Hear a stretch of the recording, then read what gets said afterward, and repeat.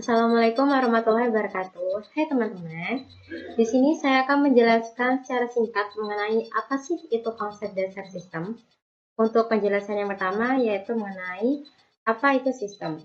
Sistem itu dalam pandangan secara umum adalah sekumpulan benda yang memiliki hubungan di antara mereka. Dengan kata sistem sendiri berasal dari bahasa Latin sistema dan bahasa Yunani sustema.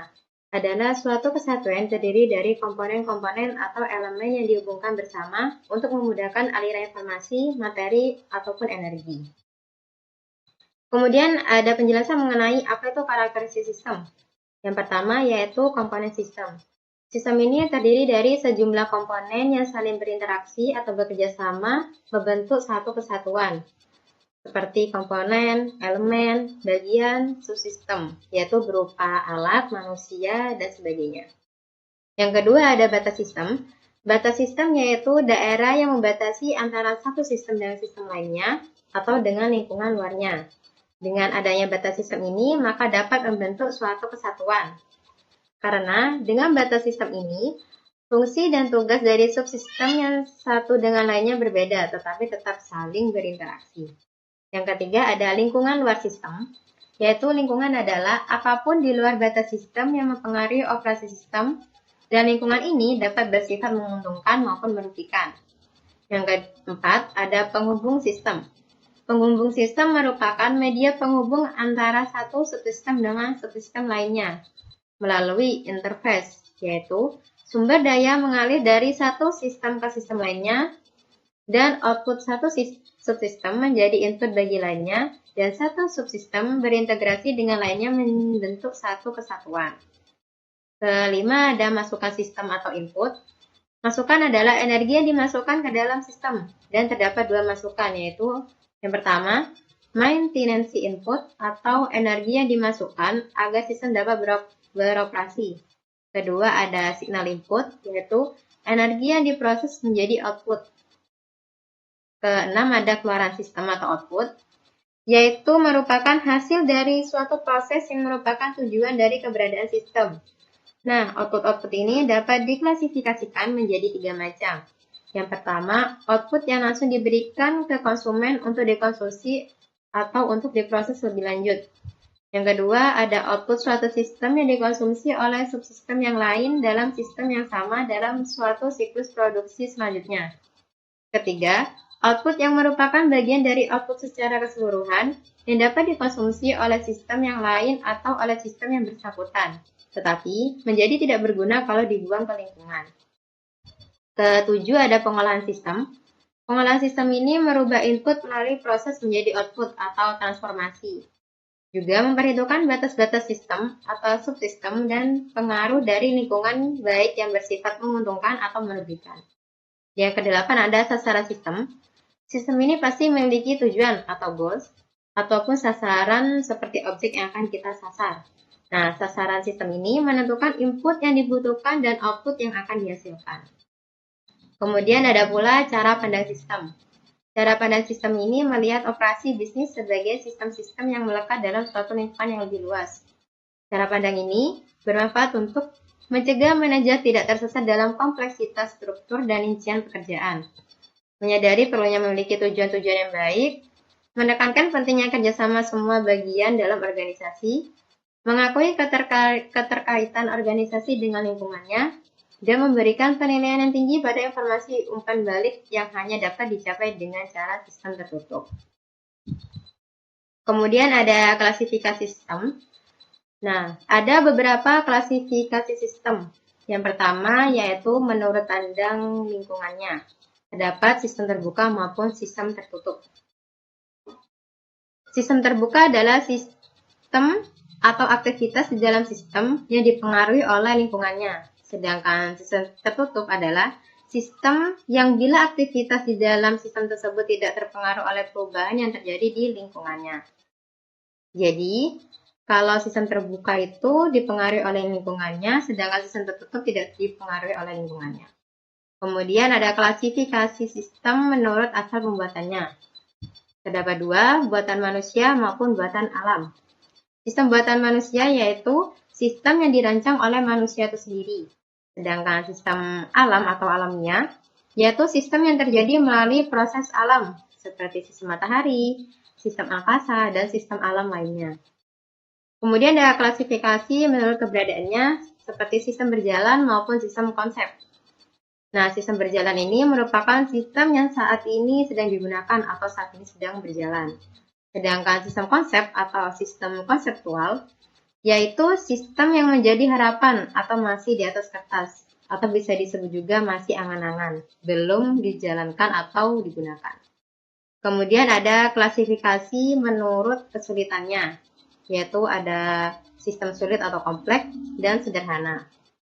Sistem sederhana ini adalah sistem yang memiliki sedikit tingkatan dan subsistem atau komponen serta hubungan antara mereka sangat sederhana. Sedangkan sistem kompleks atau sistem sulit ini merupakan sistem yang memiliki banyak tingkatan dan subsistem atau komponen yang dihubungkan dalam berbagai cara yang berbeda. Kemudian ada klasifikasi sistem menurut output atau kinerjanya, yaitu dapat dipastikan atau tidak dapat dipastikan. Sebuah sistem yang dapat dipastikan kinerjanya, misalkan contoh, yaitu sistem listrik di tempat kita tinggal yang dipenuhi oleh arus listrik yang tetap dan dapat diukur. Nah, sedangkan sistem tidak dapat dipastikan, contohnya yaitu organisasi perusahaan, yaitu merupakan sistem yang tidak dapat dipastikan, karena masih belum tetap. Kemudian ada klasifikasi sistem menurut waktu keberadaannya, yaitu sementara dan selamanya.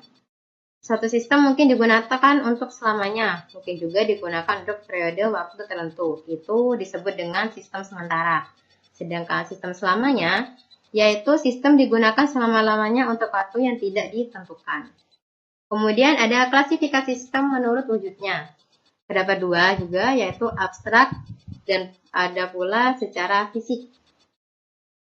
Sistem dapat dilihat dari wujudnya, itu seperti kendaraan bermotor. Itu bukan hanya merupakan sistem buatan manusia, akan tetapi juga merupakan sistem yang ada secara fisik, yaitu bisa disentuh, bukan hanya dilihat.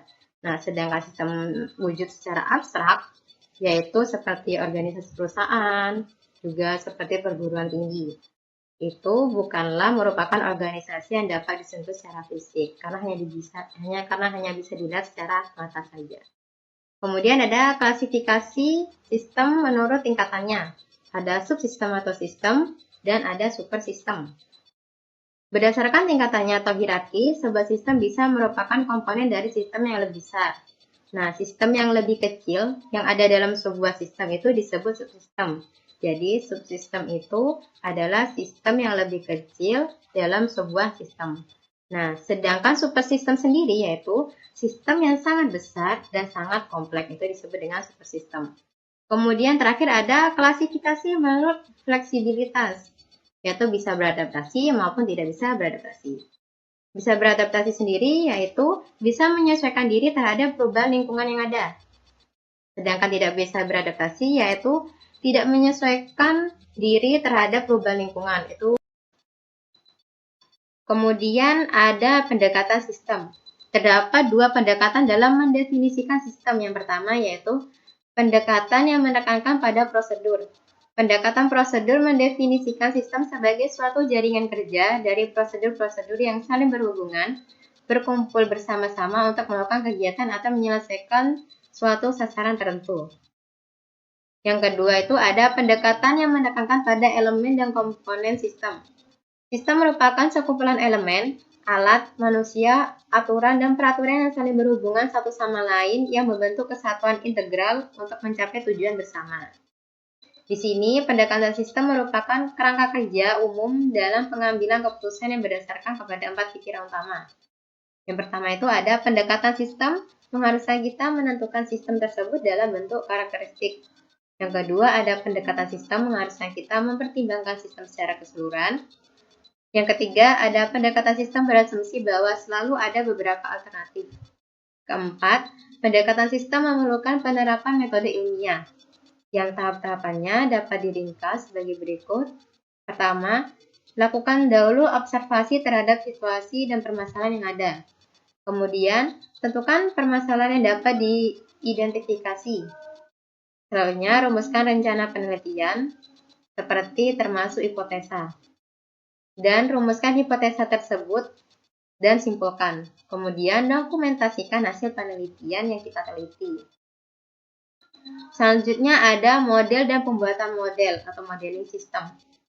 Ada jenis-jenis model seperti model fisik, yaitu penggambaran entitas dalam bentuk 3 dimensi. Kedua ada model naratif, yaitu penggambaran entitas dalam bentuk lisan atau tulisan. Ketiga ada model grafik, yaitu penggambaran suatu entitas dalam bentuk simbol, garis maupun bentuk.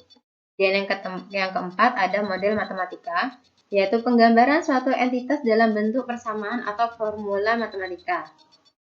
Ada juga manfaat model. Yang pertama dapat mempermudah model, kedua mempermudah komunikasi, dan yang ketiga ada memperkirakan masa depan perusahaan. Kemudian di sini ada bahasa sistem. Bahasa sendiri yaitu merupakan alat untuk berkomunikasi, sedangkan bahasa sistem yaitu merupakan alat untuk berkomunikasi tentang sistem.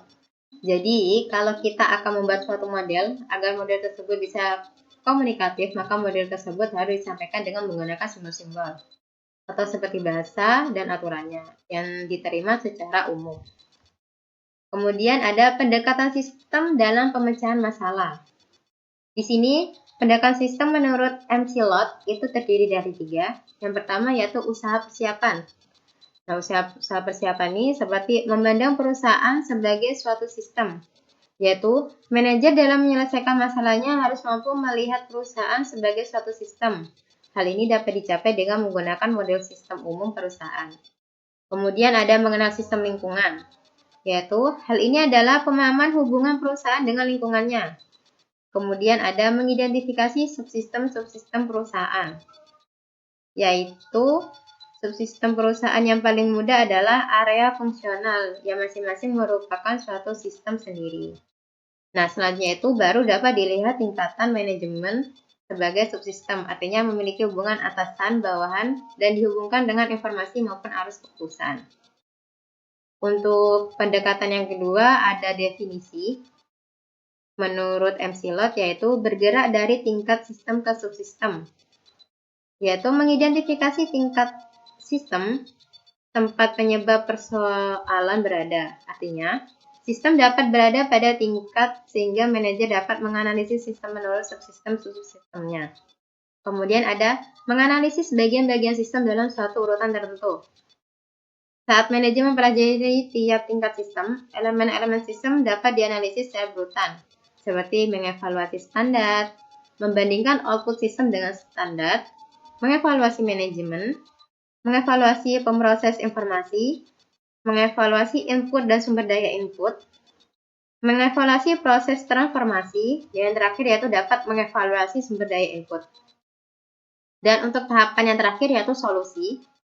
Yang pertama itu dapat mengidentifikasi berbagai alternatif solusi pemecahan masalah, yaitu cara pemecahan masalah adalah dengan tukar pikiran dan diskusi atau informal, dan rancangan aplikasi bersama formal, dengan menggunakan sistem pendukung keputusan secara kelompok. Kemudian ada mengevaluasi berbagai alternatif solusi, yaitu hal ini dilakukan dengan menggunakan kriteria evaluasi tertentu untuk mengukur beberapa baik suatu alternatif dapat memecahkan masalah. Kemudian harus memilih solusi terbaik, serta menerapkan solusi, kemudian membuat tindak lanjut, memastikan bahwa solusi yang kita ambil itu efektif. Kemudian di sini ada pengendalian sistem. Nah, pengendalian ini adalah proses untuk mengukur kinerja sekarang dan membimbingnya pada sasaran yang telah ditetapkan. Dengan kata lain, untuk mencapai efektivitas pencapaian tujuan. Elemen kunci pengendalian itu ada tujuan dan standar, maksud, sasaran yang ditetapkan terlebih dahulu. Dan untuk mengukur kinerja, untuk membandingkan, mendeteksi berbagai perbedaan, untuk mengoreksi dan menyesuaikan feedback dan feedback loop. Sekian penjelasan singkat dari saya mengenai apa itu konsep dasar sistem.